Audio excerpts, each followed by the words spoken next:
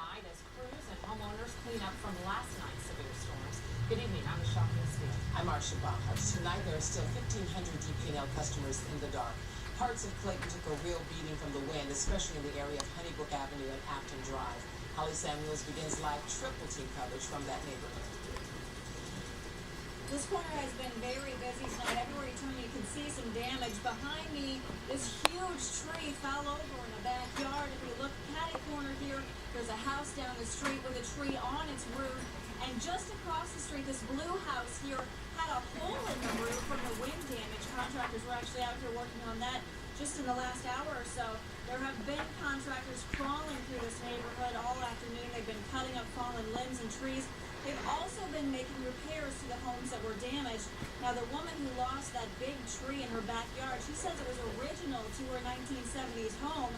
Across the street, the homeowner is left trying to figure out how to get his shed back into his yard. The storm apparently picked it straight up and then set it down in his neighbor's yard. It was very loud. It just got dark really quick, and then a big loud noise and wind, and then it went, and then it was over. There was lightning and thunder, but it just big loud wind.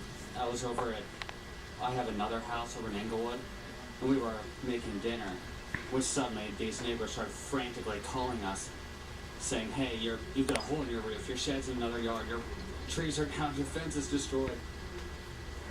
It's a lot to worry about, and that was this house, actually this blue house, the homeowner you just heard from there. He did have contractors, as I said, working on this today. We spoke to them about what you should do about damage to your home. They said if you haven't called anyone yet, you need to call your insurance adjuster first, but also remember it's up to you to minimize the damage. So if you've got a hole in the roof, like this house does, you need to make sure you have a tarp or something over it to cover it in case it rains until you can get somebody out to fix it. Reporting live in Clayton, Holly Samuels, 2 News.